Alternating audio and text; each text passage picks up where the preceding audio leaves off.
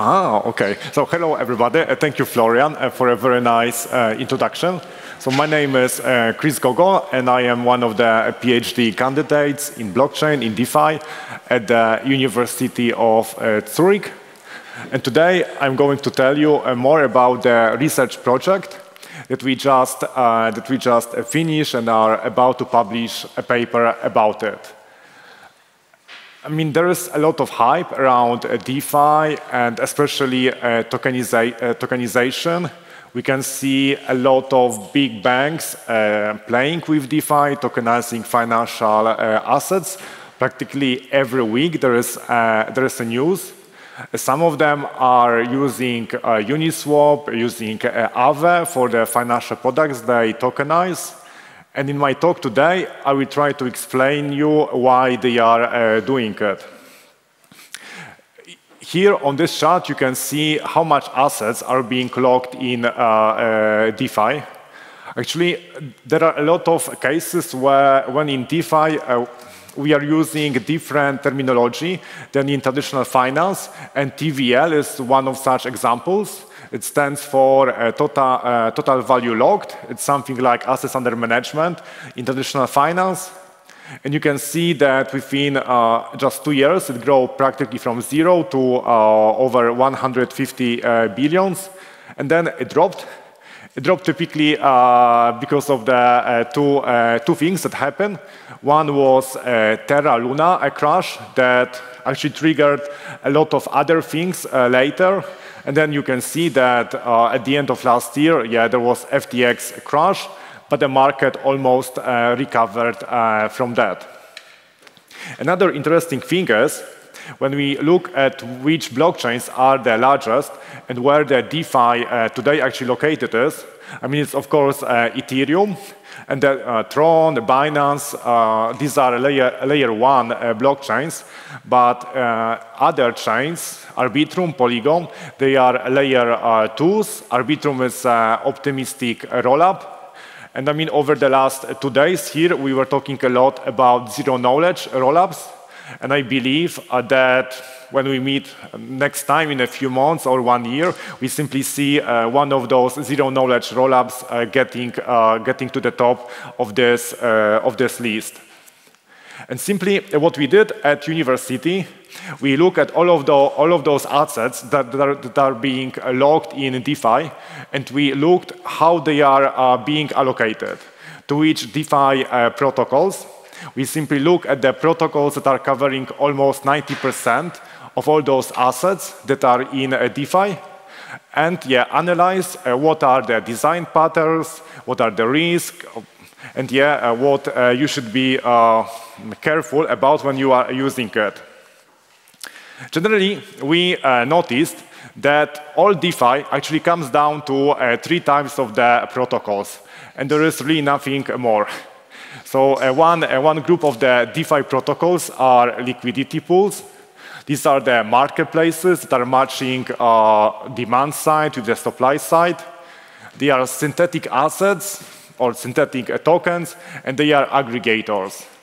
And there is nothing more. Our hypothesis is that everything in DeFi is actually falling into one of those 3 categories.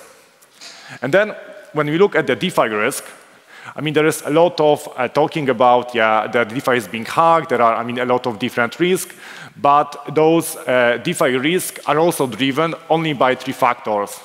By one of those DeFi categories, by the tokens we are using, and also how we are using those protocols. And I'm going to show you how actually it's working in practice. So what actually DeFi is?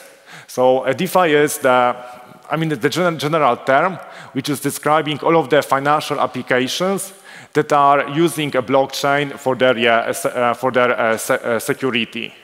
I mean, this term is very close to CeFi, which stands for centralized finance. And CeFi, like for example, some crypto banks or maybe exchanges, I mean, they also having blockchain-related business model. They have blockchain-related services, but they do not rely on the blockchain for security and integrity. And simply we at university, we assume that when you have a wallet and you are connecting to different protocols with your wallet, with your private keys, this is a defining factor of DeFi. And then those DeFi protocols, they can be governed in a very different way, with DAO or without DAO, or when there is a DAO, the DAO can be more or less centralized or decentralized. And here you can actually see what things are possible today within DeFi. I mean, the most basic value proposition is the trading. When you are having two tokens, like I know MakerDAO and maybe USDC, and you are simply swapping one token into each other. Then when we have in DeFi those trading protocols, or they are called decentralized exchanges, then we also need aggregators that will be quickly finding for us the best trading rates. If, for example, we are missing some tokens to buy another one, we can go to lending protocols. And with lending protocols like Aave or Compound, we can borrow one type of the tokens, typically stable coins, using another tokens like Ethereum, for example, as a collateral. There are also some DeFi protocols that are working similar to asset managers. These are yield farming protocols or liquid staking that are doing a little more sophisticated financial services, but they are making our work easier. And the last category that it's being discussed, whether it's a part of DeFi or not, these are bridges and the wrapped tokens.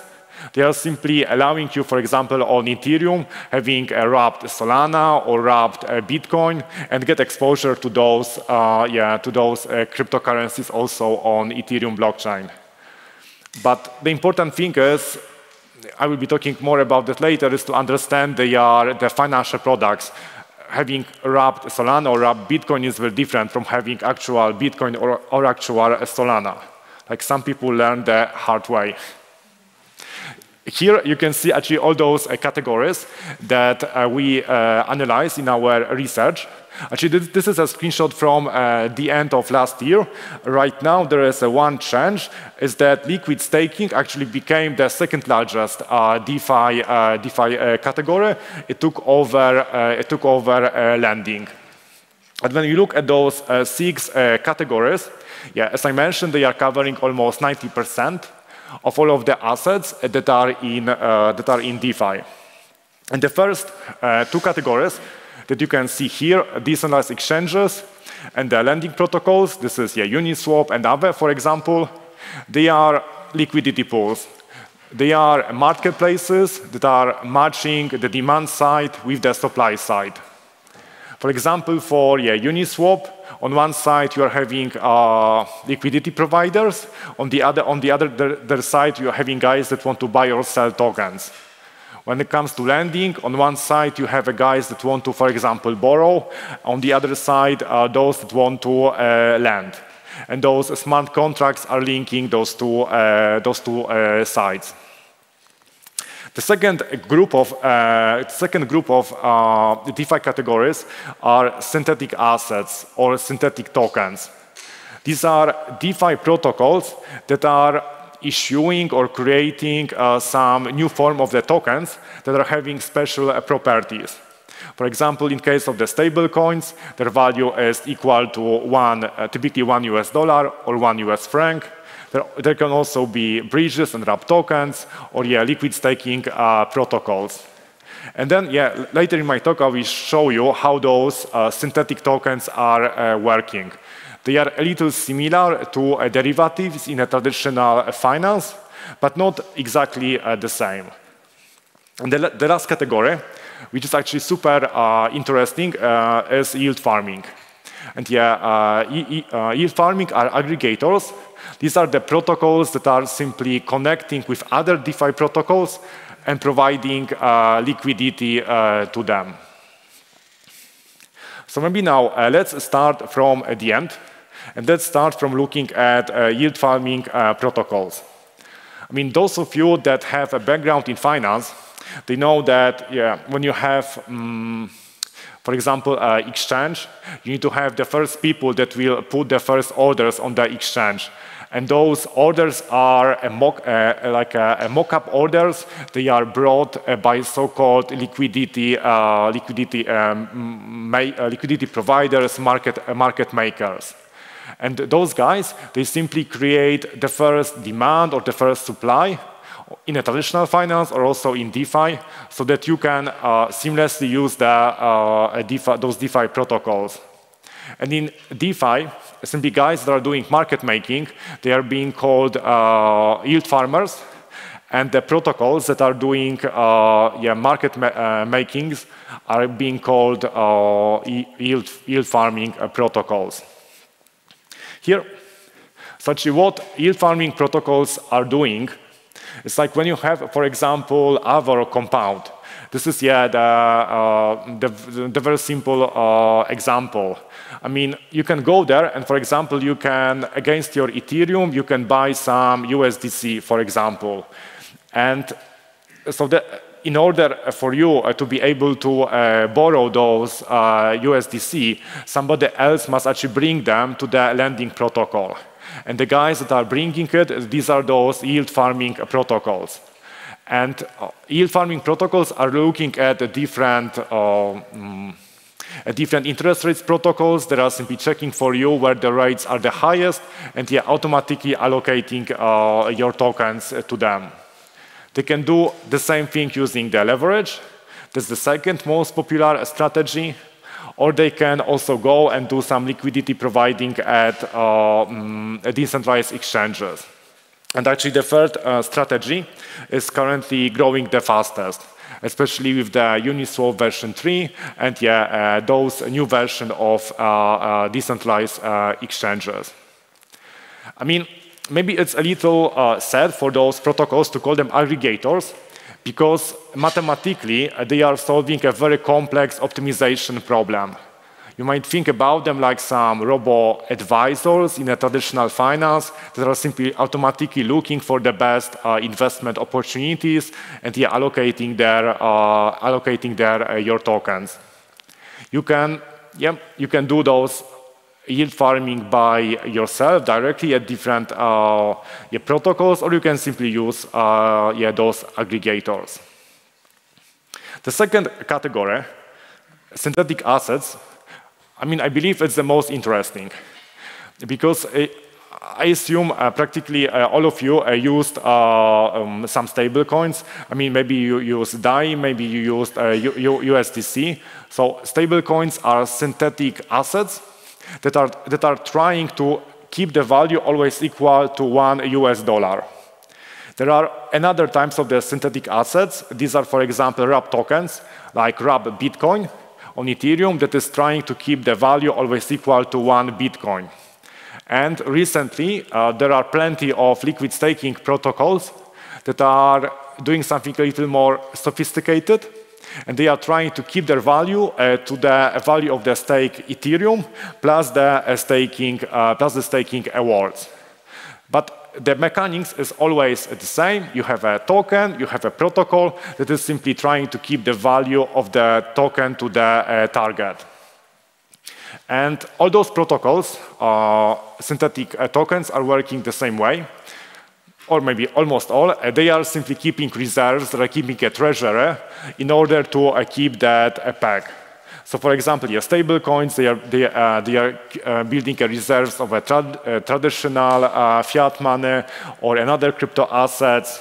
Liquid staking protocols, they should have some stake Ethereum. Wrap Bitcoin is having some Bitcoins on the Bitcoin blockchain. Maybe it will become a little more easier to understand when we look at how stablecoins are working. So the most popular are fiat-backed stablecoins. That, I mean, some people might argue they are not really a part of a DeFi, they are more part of the CeFi, because the reserves they are simply keeping them in a traditional banks. And here example is the USDT or USDC Another type of the crypto of stablecoins are crypto-backed stablecoins like MakerDAO or Liquidity that are using another tokens in their reserves. They are not keeping any reserves in a traditional banking system. And there was quite cool innovation that it turned out doesn't work, and these were algorithmic stablecoins like Terra. And then, I mean, when you look at this chart, here you can see in the blue line the value of the Terra. It's USDT. You can see that at the beginning or for a long period of time, the value was really equal or almost equal to $1. But what actually started to happen at the end of the May 2020, I think, the value started to go down much below. And the reason was simply the protocol couldn't provide enough treasure to defend the value of that stable coin. Actually, what Terra and Luna was doing, below you can see the value of Luna, which was the token of the blockchain on which USDT was issued. They were using the native token of their blockchain as their collateral.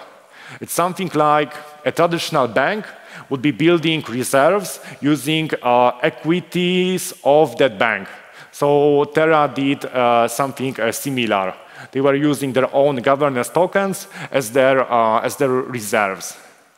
And as the stablecoin demand started growing, that simply systems start to fall apart. But the important thing is, Terra was doing it in a very open and transparent way, so that everybody knew, and also Terra was not hiding it, that they are using their own governance token as a collateral. And I mean, some people early on exited from their investments, others simply kept it in their portfolio. Another example of actually a stablecoin that was losing the peg is USDC. And it happened quite recently in March this year. It's an example of a stablecoin that value should be equal to $1.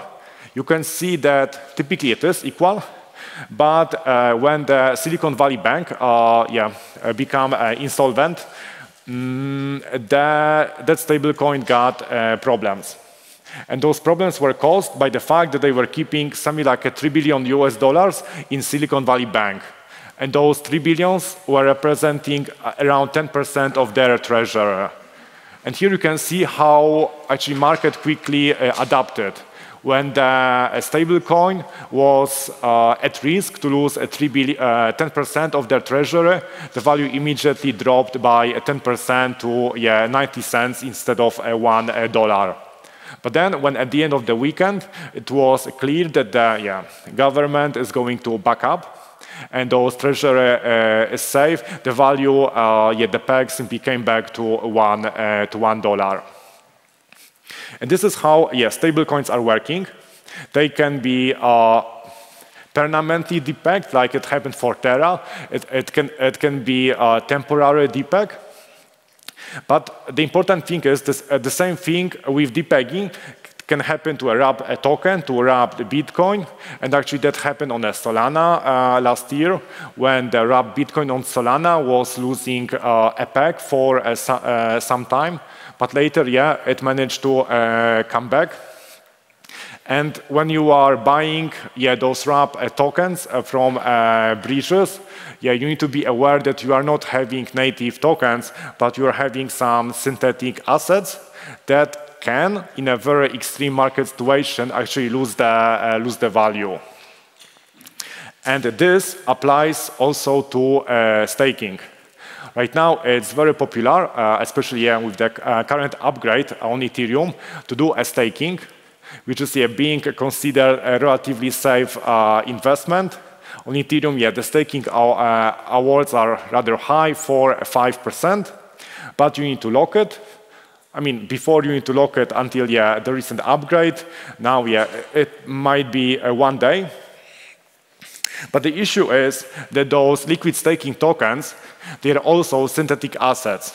And they are doing their best to simply be as equal as possible to the staking awards. But they are like stable coins. So they are having, let's say, a better and worse days, or better and worse weeks when they are closer or farther from their target. And on this chart, you can see that actually last year, there were, during that big market turmoil, both the Lido and Rocket Pool actually were traded below the staking awards. But at the end of this year and beginning of this year, it recovered.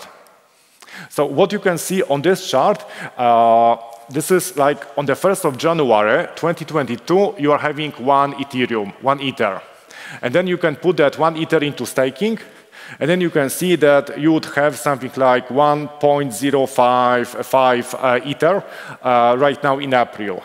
But then we also calculated how much you would make from that one Ether if you would buy the Lido on the 1st of January 22, and how much Ether you would have if you would buy Rocket Pool. And you can see that there are really some differences. And those differences are actually bigger on the Ethereum, I assume because there were no withdrawals possible. When it comes to other chains like Solana or Binance, their liquid staking protocols are working quite well. But the important thing is about, especially wrap tokens, is when you buy them. Because when you buy them in a moment, then you are when they are undervalued, and you are selling them when they are overvalued, then actually you are making a great deal. And especially to liquid staking tokens like Rocket Pool or Frax, it's very the day really matters when you bought it. On this chart, you can see a simulation. How much you would simply make money if you would invest that 1 Ether on the 1st of January this year. So if on the 1st of January you would invest 1 Ether into staking, you can see where you would get. And then if the same amount of Ether you put into Coinbase or Lido, then you would get a little more, which is quite surprising that Coinbase delivered the best performance. And Frax and Rocket Pool got like not the best time. Actually, you would lose even more. Then you would just keep that one Ethereum in your wallet. So I mean, please remember that those liquid staking tokens, they are a little similar to derivative products in the traditional finance. And they are doing their best to keep the peg to their target, but it's not, you can't take it for granted that peg will be always delivered. As you can see, I mean, some protocols are doing better job, some are doing a worse job in getting to that peg. I mean, our expectations are that now when it's possible to unstake the Ethereum, those discrepancies will get smaller.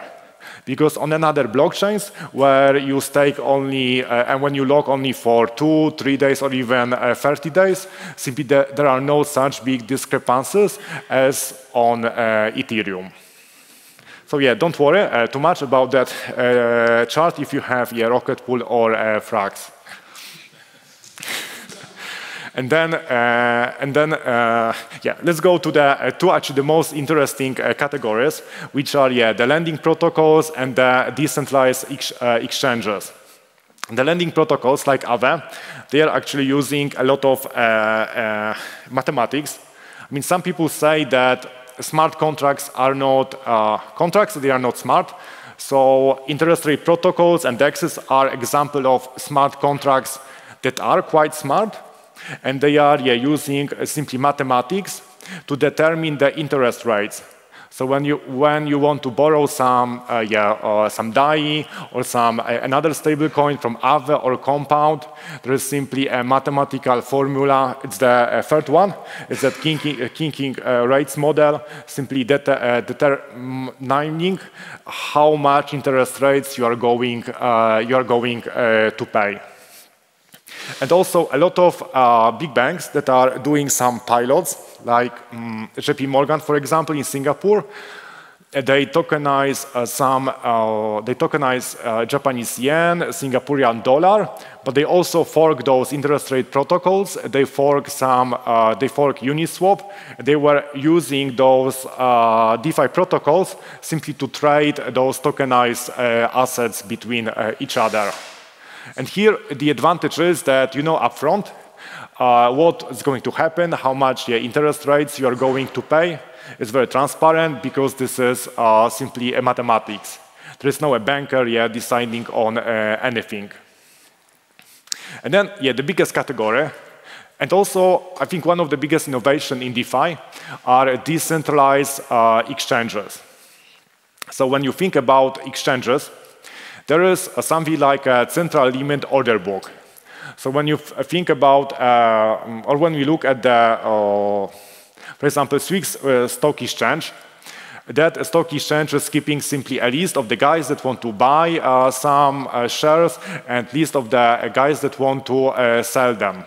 And it's trying to match those buyers with sellers. And that solution is called order book or a central limit order book because there is one place where those order books are being kept. Order books are difficult to implement in DeFi because storing them in the blockchain is quite expensive. And for that reason, actually Uniswap invented quite a smart idea called automated market makers, short AMM, which are also mathematical formulas that are simply deciding how much you pay for buying or selling some tokens. And when you look at those formulas, you can see them here. The most popular one is the second, is the constant product market maker. This is the formula used by the Uniswap version 2. And then Curve and Balancer came up with a little more sophisticated formulas, that constant mean and a stable swap invariant. And in those formulas, you are simply looking at the reserves. X and Y are reserves of the tokens that you are swapping. So for example, you want to swap Ethereum for USDC, then X is how much Ethereum you have in your reserves, for example, 100 tokens, and Y is how much reserves of USDC you have in your tokens. And simply just looking at how big your reserves are, those automated market makers are deciding on the price that you can you need to pay. And there is no need to have that order book anymore. There was, a lot of talk about that yesterday. And you can think that buying and selling at DEXs is a little like going on this curve.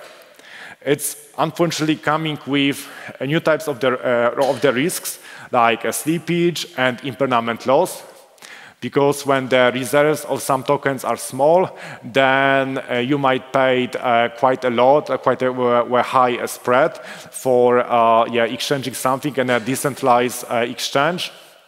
And also when you want to be a yield farmer or a liquidity provider to a decentralized exchange, and the tokens are very volatile, then actually your profit will not be high if the trading is not high enough. So in general, now I'm coming to the conclusions. You can see behind me like a big map of all of those DeFi protocols that are there. Not sure if I can. Oh no, doesn't work. So, but interesting thing is below, because we also look at the centralized finance systems, where you have those different systems, like a centralized finance that is having a blockchain settlement, and centralized finance without it. And then, for example, you can see here that we classified fiat-backed stablecoins, for example, as a blockchain. It's a CeFi with the blockchain settlement. Also interesting things are about liquid staking, how they can be implemented, and those different ways, like how Lido or, for example, Rocket Pool are working. because there are very different ways how the rewards from the token are distributed to those token owners. And now, actually, I want to show you very quickly what are the biggest risks in DeFi. So what we did, we simply look at those types of the DeFi protocols. We don't have here yield farming, because yield farming is like a building investment strategies that is reliant on those protocols. That's why, it's not listed here, because it's inheriting the risk. And there you have very different types of the risk, from like a low level related to the blockchain infrastructure, to the DeFi specific, like some liquidation, slippage, and impairment loss. And actually, the good thing is there is no need to be afraid of all those things, because they depend on how you are using those DeFi protocols. When you are just using Uniswap to buy or sell some tokens, you are just a service customers, and you are having a different risk exposure than, for example, somebody who is liquidity provider or so-called yield farmer at Uniswap and Aave. There are also some arbitrageurs that are simply looking at the price differences between different protocols. They also have different risk exposure.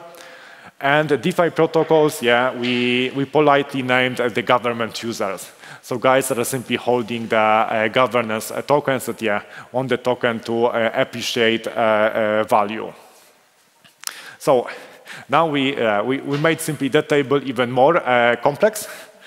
And you can see here that when you look at the infrastructure layer attacks, and for example, Oracle attacks, I mean, some DEXs like Uniswap, for example, is independent of the Oracle attack. It can be a source of Oracle attack, but it's not a victim of Oracle attack. Actually, for the DEX, it's quite good when it's a source of the Oracle attack, because they are making a lot of money from fees. And when maybe there is only one category, these are those hacking attacks. We call them a smart contract attacks, because when this has happened with the DeFi protocol, then all of the stakeholders are being equally affected. Then there are MEF attacks that are happening quite often. Everybody knows about them, but luckily their impact is on every trade is relatively small. And I mean, something that also you need to important is that blockchain attack, and this is what happened, for example, with Terra and Luna last year, when we just had a situation when one of the largest blockchain, it was the 8th largest blockchain out there, simply within 1 week disappeared. So we called such situation a blockchain attack. I mean, so far it just happened once. And typically, when you work with the largest, well-established blockchains, you are resistant. You should be resistant to that. There is a lot of research done, especially on decentralized exchanges, and what are the risks there. And it's important to know that, for example, slippage is something that is affecting you when you are buying or selling some tokens at those exchanges. Whereas impairment loss is something that is affecting yield farmers on the decentralized exchanges. Also, for example, DPEG risk, like DPEG of a liquid staking protocol or a stable coin. It might happen only when you are buying or selling those tokens. When you are trading another tokens, you are simply not affected by that. And here there are like a lot of details, but DeFi is simply part of the science. There is a lot of computer science, mathematics, and I mean all of those risks can be quantifiable. They can be estimated. And there are more and more professional crypto or DeFi asset managers. They are simply doing it. Okay, so what we decided to do right now, I mean, there were a lot of talks about layer 2s and especially zero knowledge based layer 2s. And right now, a lot of DeFi protocols are being deployed there. Like, for example, Uniswap. Uniswap is practically present on every layer 2 and on the Ethereum. But when you are doing it that way, then simply the way you are managing your liquidity is super inefficient. And yeah, you are leading to liquidity fragmentation, which is leading to higher slippage and higher costs. And yeah, we want to research how those protocols can be managed in a better way. And then we are going to continue the research on the liquid staking and on the other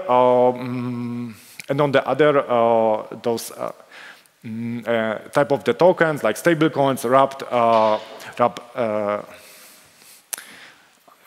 Solana, Bitcoin. And the last but not least, there are new types of the bridges that are working a little like decentralized exchanges on a few blockchains, and they are allowing you to avoid using synthetic tokens, but directly swap the tokens for native tokens from one blockchain to the other. Yeah, I mean, if you're interested in reading into DeFi, these are the papers I recommend.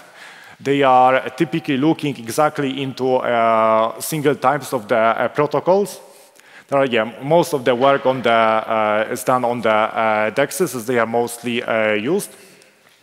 And also, I mean, if you like what I was talking about, you're welcome to join our site event. It will be on Wednesday, and we are organizing a practical workshop when together with one of the crypto asset manager, we will be showing you exactly how you can do different DeFi strategies on Ethereum testnet. It will be followed by some discussions. And also in general, in Zurich, we are having a DeFi asset managers community doing monthly meetups when we are discussing different protocols, risk, opportunities. And also, if you are around, you are welcome to join those meetups. And thank you.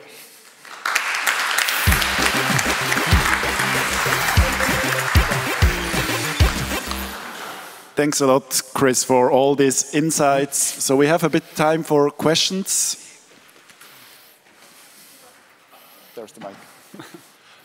Thanks a lot for the presentation. Before I ask my question, definitely go and visit the event. I've been to pretty much each of them so far, and they're really great people. If you're interested in DeFi, should definitely join in. And my question to you, Chris, we were talking about Uniswap and DEXs. Now that it's like possible or people are allowed to fork Uniswap v3, what is your opinion on, do you think that's kind of going to boost the whole concentrated liquidity topic? Do you have like a view on what might change now that we're seeing all of these forks on Ethereum and layer 2s potentially, whatever? I mean, that's a good question. Maybe the first thing is Uniswap version 3 is quite a cool thing because it's allowing you to use the liquidity in a more efficient way.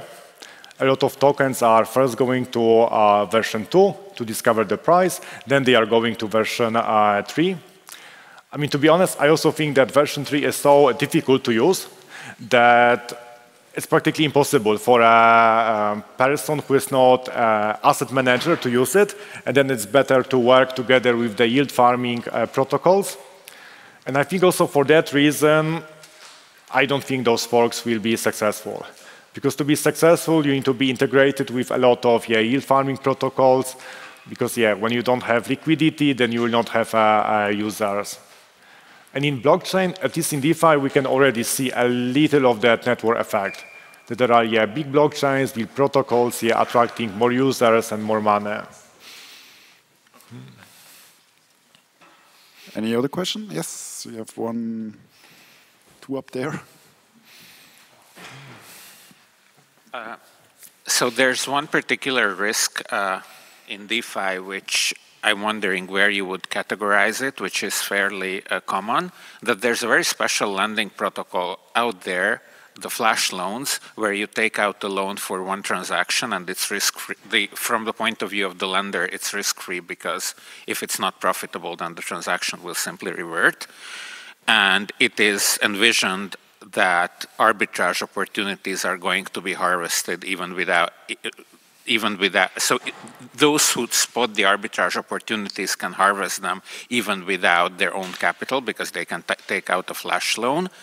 But they're also used for a kind of attack when some lending protocol uses an automated market maker as their price oracle, but that automated market maker has low liquidity, so its price can be moved with a flash loan, and then there's a synthetic arbitrage opportunity which is harvested. And this is, this happens.